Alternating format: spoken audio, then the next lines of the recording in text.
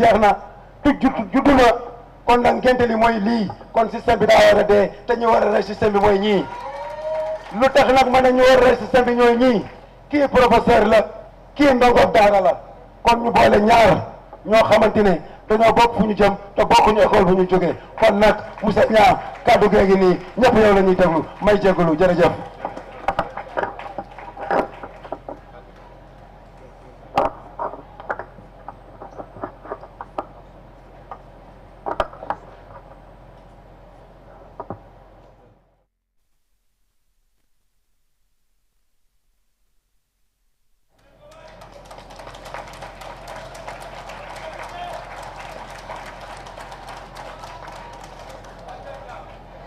Monsieur le maire,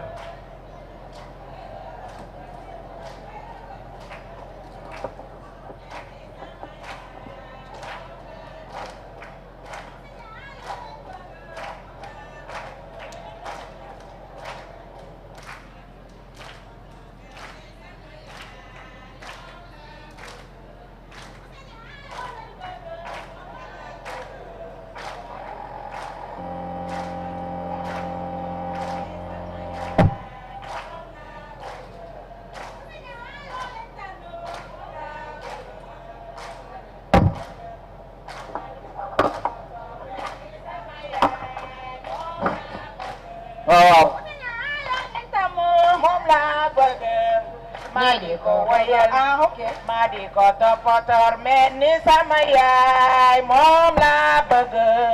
musi na ñoo leen tànnoo ñoo leen bëgg ñoo di ko wayal Madi la toppatoor mel ni sama yaay yow laa bëgg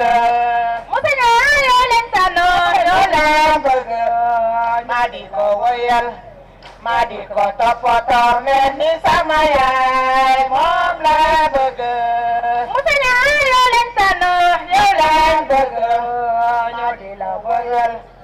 Madi ko toppatoor mel ni sama yaay yow la bana Seydina Muhammadu Rasulullah alayhi salaamu la jërëjëf ñii ñooy jigéen ñu man góor ñii ñoom ñooy xale yi nga xam ni nag dañoo nekk ci ginnaaw monsieur Niang di sunu honorable futur honorable incha allah ñu koy ñaanal bu baax li ngeen def am na solo trop waaw mun ngeen a taxaw nii sax muy def discours ndax ngeen mën a bokkaale ci nataal yi kon nag monsieur Niang gis nga nag li la sa jigéen ñi defal ñu leen di gërëm ñoom macha allah wane woo leen ni rek naan yéen a ngi fii baat bi neex na wéy yi neex na. ba tey ñu ngi gërëm Moussa Diallo from Farafenni di gërëm Assane sama xarit di gërëm waa Bignona Cap Skirring Kanje Tujereng Sagna Gambia Basse Bansang fépp ñu ngi leen di gërëm jëfal seen teewaay rafetlu nañ ko te bég nañ ci monsieur Niang say nawle ngi nii monsieur Niang say mbokk a ngi nii say xarit a ngi nii say am di jàmm a ngi nii niñ la bàkkee neex na ma ni ñu dugg see neex na ma niñ la daralee sedd na xool yaram daw na wax dëgg yàlla li mooy jàmbaar bàkk nañ la jin nañ la kañ nañ la fa nga jëm yàlla na fa ndam jiitu yàlla na nga fa fekk ndam ànd ak ndam gàddu ndam muy ndabi ndam lépp di lem barki Seydina Wujjoot monsieur Niang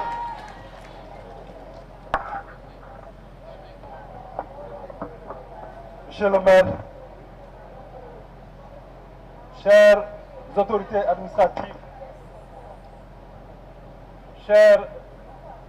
honorables invités, chers responsables politiques, par la grâce de Dieu, de la vision du président Ousmane Sonko, des Sénégalais, des Gambiens, la Gambie est aujourd'hui la terre d'accueil, le théâtre d'opération d'un vœu cher au président de la République et de son gouvernement, l'intégration régionale, l'intégration africaine, l'unité africaine. Chers frères et sœurs patriotes, les élections législatives qui confèrent à nos peuples le pouvoir de voter des lois, de contrôler l'action du gouvernement et d'évaluer les politiques publiques s'approchent. Fidèle à sa tradition, et à sa philosophie politique, PASTEF les Patriotes demande à ses militants et sympathisants de contribuer au financement de sa campagne électorale. Cette démarche inédite pour un parti politique au Sénégal, en Afrique, témoigne de la volonté du parti PASTEF les Patriotes de rompre avec les financements nébuleux de nos partis politiques en collaborant le plus souvent avec des lobbies étrangers ou d'hommes d'affaires, de politiciens sans scrupules. Pour PASTEF les Patriotes, le militant ou le sympathisant doit être au cœur du projet proposé aux Sénégalais. Il doit en être le bouclier en faisant don de sa personne, de par son investissement et ses sacrifices. Chers frères, chères sœurs patriotes, c'est dans cette dynamique que Mojik Gambi, Jigéenu Pastef yi ont initié cette soirée de levée de fonds pour accompagner le candidat investi. La coordination PASTEF Gambie, bref, la coalition PASTEF, afin de mener sa campagne électorale pour les élections législatives 2024 dans de très bonnes conditions. Honneur à ces vaillantes linguères, mais à toute la coordination, aux frères et sœurs patriotes de la Gambie, qui, par ma candidature pour représenter la coalition PASTEF dans le département de l'Afrique de l'Ouest, le président Ousmane Sonko a magnifié votre dévouement aux valeurs et principes du parti. Votre engagement sans faille, votre dynamisme, votre créativité ainsi que votre sens du sacrifice. Tout le mérite vous revient d'avoir été choisi. Ces mêmes valeurs seront ma bandoulière lorsque les Sénégalais me feront confiance pour me porter au Parlement. Je serai un député utile. Un serviteur pour les communautés sénégalaises établies en Afrique de l'Ouest et de la Gambie également. Ma mission sera de faire un plaidoyer pour que les Sénégalais, les Sénégalaises et les Sénégalais établis dans la zone de l'Afrique de l'Ouest puissent améliorer leurs conditions de vie grâce aux politiques publiques que l'État du Sénégal a mises en place. Chers frères et sœurs compatriotes, nous avons observé, nous vous avons observé, nous vous avons écouté, nous avons compris. Nous avons vécu comme vous les multiples problèmes auxquels les Sénégalais de l'extérieur sont confrontés. Notre démarche va recouper intrinsèquement celle du président de la République, Bassirou Diomaye Faye, et de son gouvernement, Diop, Djubal, Djubanti. Pour une législature de rupture et une démarche inclusive, nous serons le serviteur des communautés sénégalaises établies dans la zone de l'Afrique de l'Ouest. En collaboration avec tous les ministères qui ont en charge les Sénégalais de l'extérieur, je pense au ministère des Affaires étrangères, au secrétariat national chargé des Sénégalais de l'extérieur, toutes les directions, délégation générale à l'entrepreneuriat rapide, DER, Fonds d'appui des Sénégalais de l'extérieur, FAISE. Nous pèserons de tout votre poids, de toute votre voix, pour que les politiques publiques qui vous sont destinées vous parviennent. Pour tous les secteurs, l'éducation, le transport, la pêche, le commerce, l'agriculture et tant d'autres, nous veillerons à ce que tous ces projets, nous veillerons à ce que tout projet, toute politique destinée aux Sénégalais, diligence soit faite pour que l'Afrique de l'Ouest soit prise en compte. Nous ne pourrons terminer notre discours sans remercier toute la coordination. À sa tête, le coordinateur Frédéric Diédhiou. qui aujourd'hui est excusé pour des raisons personnelles. Mais également à nos vaillantes Linguères qui n'ont ménagé aucun effort pour qu'on puisse recouvrir des fonds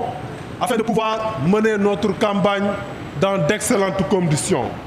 Je veux nommer ces braves Linguères, ces vaillantes dames qui ont à sa tête Sokhna Djamilatou Diabaté, qui n'est pas là aujourd'hui, mais qui est représentée par Ngoné Diagne, par Sokhna Ngoné Diagne. Mais elles tous sont véritablement sous la coupole d'une femme visionnaire, d'une femme lionne, d'une véritable Linguère, Sokhna Yacine Dieng, la vice-coordinatrice de PASTEF Gambie. Nous remercions également Ndeye Penda Sonko et sa forte délégation. Nos remerciements également ne pourront oublier Ahmed Aïdara et son équipe qui sont venus depuis jeudi, qui nous ont permis d'avoir une certaine visibilité en animant avec le candidat investi une émission. Honneur nous est fait d'accueillir Cheikh Bara Ndiaye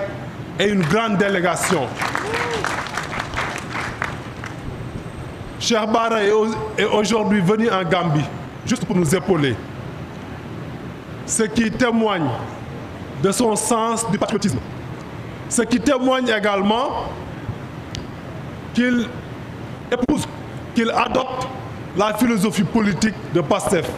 le don de soi pour la patrie, le don de soi pour son pays. Nous remercions également Mara Niass, qui a accompagné donc Cheikh Bara, qui est venu lui aussi sans qu'on ne lui donne absolument rien du tout. Mais il veut tout simplement booster la coordination de PASTEF Gambie.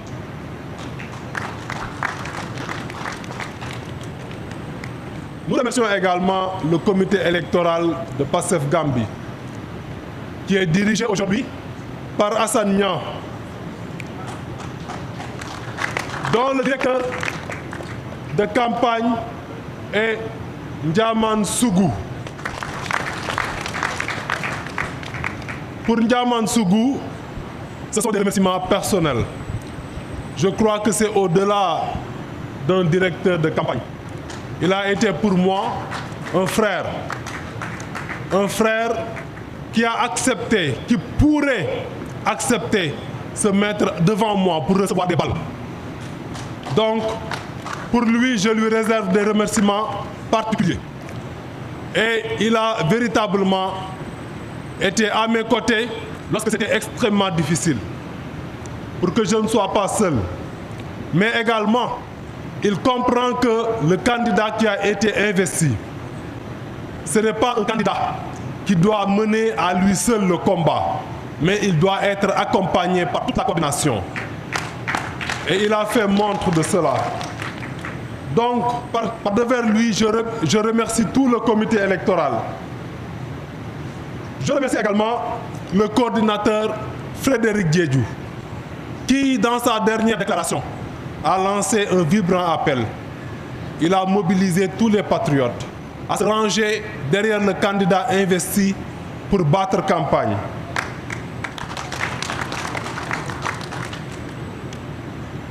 Mbokk patriote yi tey li ñu fa dajale day jëmmal ni le président Bassirou Diomaye Faye da ko fonk loolu. Bu ñu xoolee dans l'architecture de son gouvernement, autorité bi ñëw après le premier ministre mooy le ministère des Affaires étrangères, de l'intégration africaine. ci gouvernance am intégration africaine daf ko teg ci kaw lépp tey nag fii li ñu fi dajale day jëmmal li nga xam ni moom mooy intégration africaine ay sénégalais yoo xam ne dañoo établi fii en Gambie ñu dalal leen fi waaye ñu dalal fi également seen ay mbokk sénégalais yu jóge ba Sénégal mais ay Gambiens ñoo leen di accompagner nekk seen wet di xeex ak ñoom di mener le combat et tey mënuñu ko wax di fàtte ki ñu naan King le grand activiste moom nga xam ne dafa créer benn fans club Sonko tudde ko Sonko Gambia. Ils ont été le premier à accueillir le candidat investi et dans ce groupe-là il y a beaucoup de Sénégalais et lorsque je les ai rencontrés ils m'ont exposé leurs doléances. Mbokk yi élection législative yi ñu jëm dafa doon ay élection législative yoo xam ni dafa am ay enjeux majeurs pour l'Afrique de l'Ouest, pour la Gambie waaye pour le parti Pastef ndax ci élection yi ñu jëm dañ ci bëgg am une majorité écrasante à l'Assemblée nationale pour jox doole le gouvernement de Bassirou Diomaye Faye du président Bassirou Diomaye Faye waaye également pour ñu mën a doxal li nga xam ni moom mooy projet bi ñu doxal ko jëmale Sénégal ci kanam jëmale Afrique ci kanam jëmale également Gambie ci kanam parce que Sénégal bu doxee Gambie dina dox Sénégal bu amee jàmm Gambie dina am jàmm.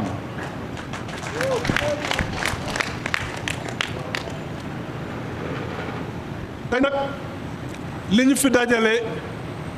lenn waralu ko lu dul li nga xam ni moom la Pastef aadowoo Pastef les patriotes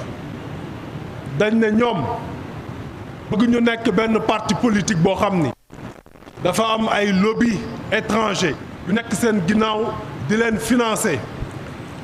wala ay hommes d'affaires yoo xam ni dañuy ñëw investir ci parti bi pour que bu parti bi faloo ñu mën a pàccoo wala ay hommes d'affaires wala ay politiciens yoo xam ni gëmuñu seen réew te lenn ñoru leen lu dul seen yëfi bopp. Pastef daf ne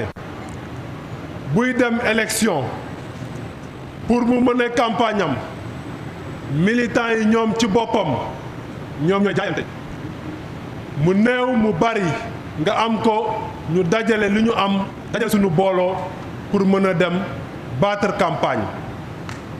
ci aada boobu nag ci philosophie politique boobu nag ci la ñu lingeer yi suñu jigéen yu baax yi nga xam ne bi ñu jàppee yàgg na ñoom ñoo fi njëkk a doon le mouvement boo xam ni dañoo organiser un événement majeur mu jox une grande visibilité à la coordination de Gambie mooy l'événement du 12 mars sunu soxna sunu mag ju jigéen ji soxna Ndey Penda mën na ko seede ndaxte boobu teew na ci donc sunu lingeer yi tey ci li ñu woo mooy dajale xaalis boo xam ni daf ñuy permettre ñu mën a battre campagne dem addu li nga xam ni moom mooy baatu askan bi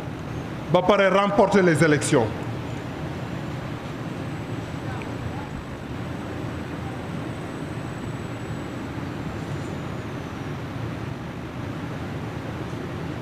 moo tax dañ leen di sant di leen gërëm di sant ñi nga xam ni ñoo fi teew di sant di beral ay sant ki nga xam ni tey moo ñu dalal ci bërëb bi muy soxna Jokko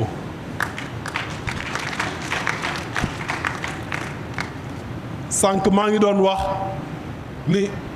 mënuñoo jëmmal intégration africaine tey li ñu fi dajale ñun ñëpp ay sénégalais lañ bokk ci parti politique bu nekk Sénégal waaye tey ki ñu dalal ci bërëb bu yànj bii te laaju ñu dara yombalal ñu lépp soxna Jokko mee la nga xam ne li ñu boole man ak moom c'est le hasard waaye le hasard n'existe pas son jeune frère Alassane mu nekk France dama ko doon solliciter ci woon ndombo bi mu ñuy defal ay affiche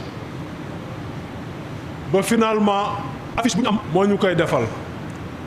ñuy jokkalante man ak moom àdduna di dox ba mu ne ma mën sama sœur mi ngi foofu mooy soxna Jokkoo mii mu ne ma nag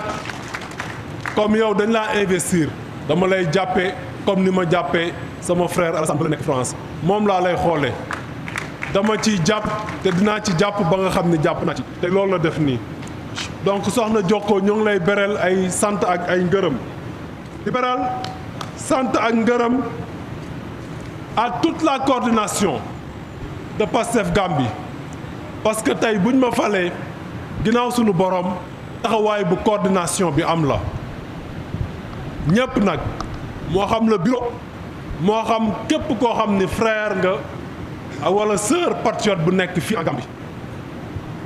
tu as mené le combat auprès de nous pour que tey la coordination Pastef Gambie mën a am ñaari candidat dans la zone Afrique de l'Ouest muy sama jëmm ji ak le coordinateur Frédéric Diédhiou muy un suppléant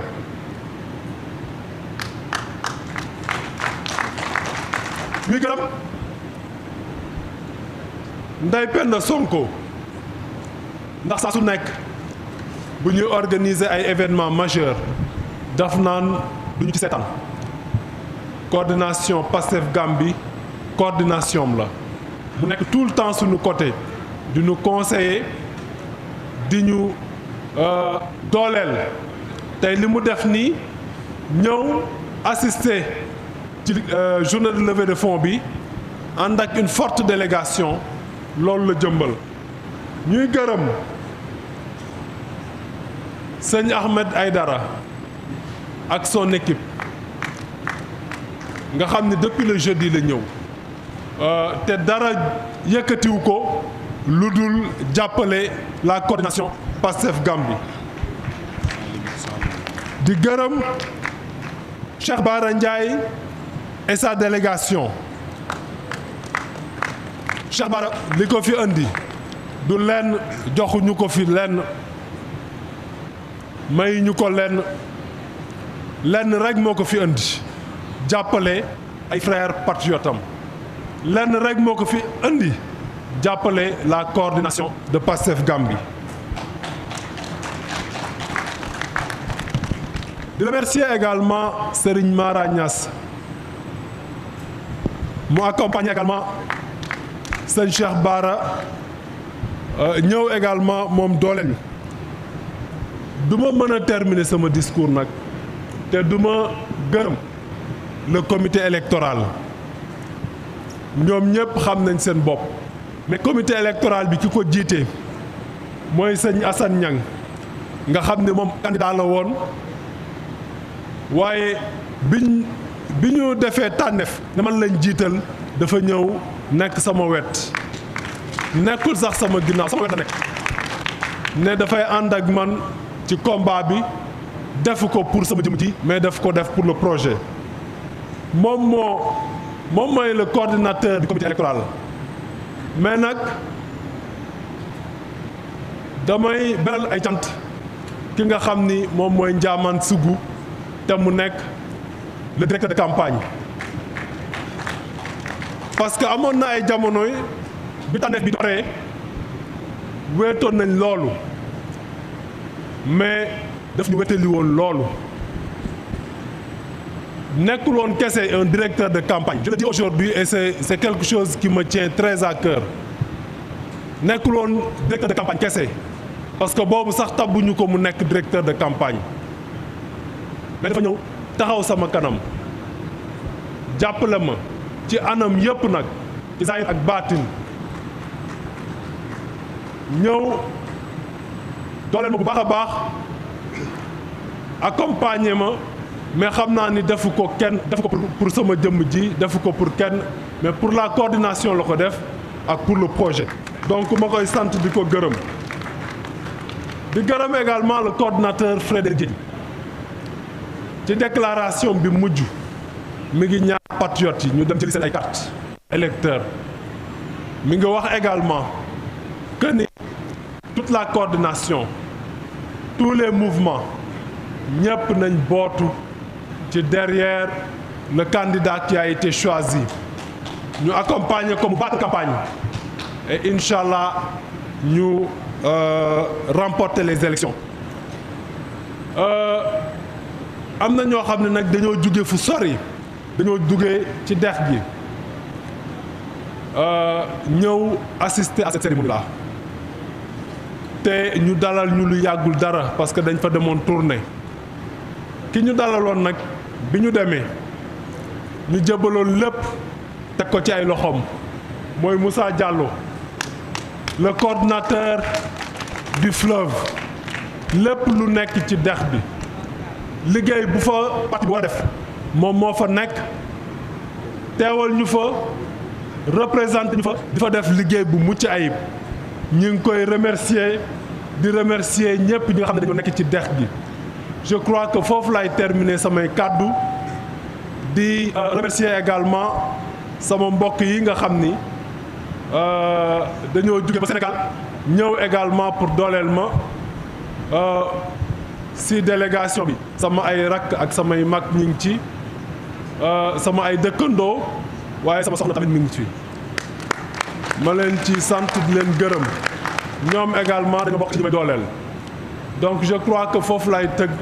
arrêté samay kàddu.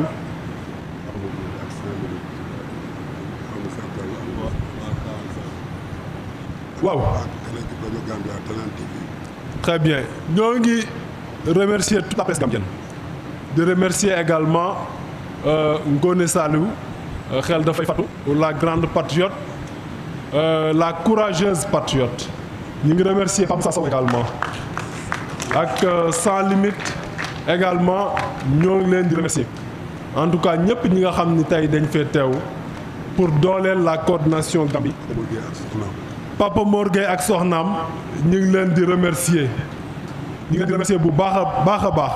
ñëpp ñi fi teew tey pour dooleel coordination bi defaluñ ko pour Massamba defaluñ ko pour Mademba seen bopp lañ ko defal projet bi lañ ko defal ñu ngi sant ñëpp di gërëm ñëpp